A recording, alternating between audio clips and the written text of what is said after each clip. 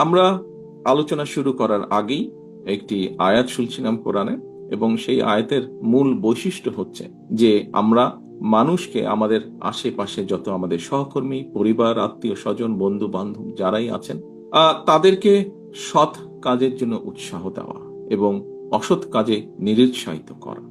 প্রিয় উপস্থিতিবৃন্দ, আমার মনে হয় এটি আমরা যদি করতে সক্ষম হই, যতটুকুই যার যতটুকু অবস্থান থেকে যতটুকু আমরা করতে সক্ষম হই না কেন, তাহলে আমরা আমাদের যে প্রত্যাশিত সমাজ, আমাদের যে প্রত্যাশিত দেশ, এরকম একটি সমাজ এবং দেশ ধীরে ধীরে পর্যায়ক্রমিকভাবে গড়ে তুলতে সক্ষম হব।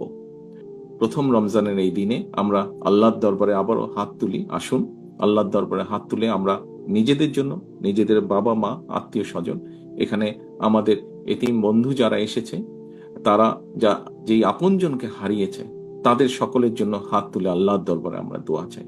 আল্লাহর দরবারে আমরা দোয়া চাই আমাদের এই যে প্রিয় মাতৃভূমি, যেটি আমাদের প্রথম এবং যেটি আমাদের শেষ ঠিকানা, সেই মাতৃভূমিকে যেন আল্লাহ একটি রহমত দেন, যে রহমতের কারণে আমরা প্রতিটা মানুষ, এই দেশের প্রতিটা মানুষ যাতে শান্তিতে আমরা থাকতে পারি, সেই রহমত যাতে আল্লাহ দেন, সেই তার জন্য আমরা আল্লাহর দরবারে হাত তুলে দোয়া চাই।